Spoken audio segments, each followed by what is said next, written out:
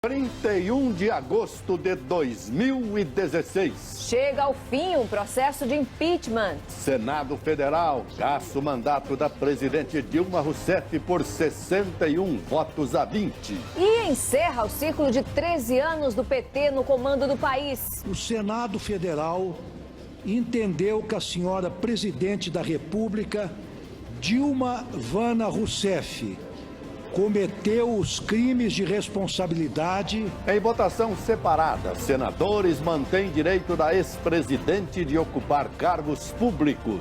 Dilma Rousseff diz que enfrenta segundo golpe de Estado na vida e promete oposição enérgica ao novo governo. Não gostaria de estar no lugar dos que se julgam vencedores. A história será implacável com eles. Michel Temer toma posse definitiva para governar até 31 de dezembro de 2018. Presidente grava pronunciamento à nação que será exibido em instantes e segue para encontro do G20 na China. Economia brasileira encolhe pelo 6º trimestre consecutivo. Em conversa exclusiva com o SBT, presidente Temer diz que o fim do impeachment encerra as incertezas e que o papel dele será pacificar o país.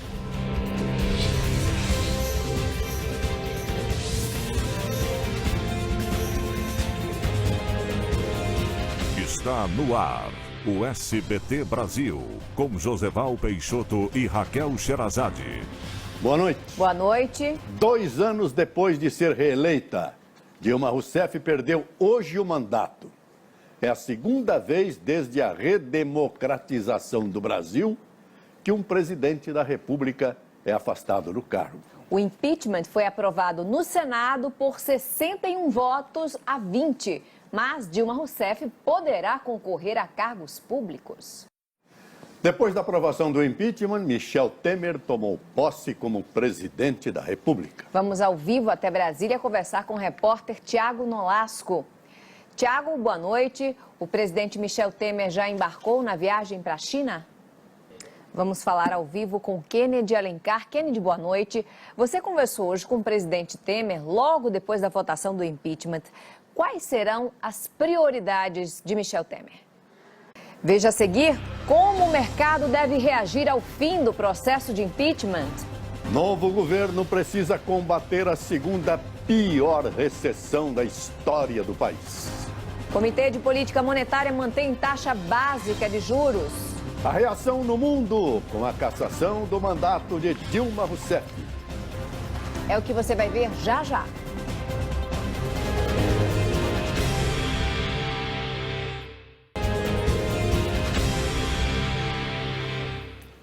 A ex-presidente Dilma Rousseff disse que sofreu segundo golpe de Estado. No discurso, logo depois de ter o mandato cassado pelo Senado, ela prometeu uma oposição enérgica. O projeto de lei orçamentária encaminhado hoje ao Congresso pelo governo propõe salário mínimo de R$ 945,80 no ano que vem. O aumento de 7,5% repõe apenas a inflação, sem aumento real. Um menino de 12 anos morreu dentro da escola onde estudava em Belém. A família diz que ele foi espancado por colegas. Já os diretores da escola dizem que ele sofreu um acidente. Vamos ouvir agora o pronunciamento em rede nacional obrigatória do excelentíssimo senhor presidente da República, Michel Temer, e daqui a pouco estaremos de volta. Michel Temer tomou posse como presidente da República numa cerimônia rápida e muito concorrida no Senado. Nós voltamos a falar com Kennedy Alencar. Kennedy, na reunião ministerial, quais foram, no seu entendimento, os principais recados do presidente Temer? Obrigada, Kennedy. E depois de mais de meio século, o primeiro voo comercial entre os Estados Unidos e Cuba foi realizado hoje.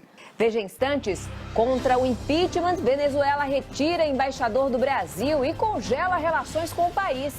Equador e Bolívia também ordenam volta de representantes diplomáticos. Cassação de Dilma Rousseff é o assunto mais comentado no Twitter mundial. E como os principais jornais da Europa e Estados Unidos trataram o impeachment? Você vai ver já já.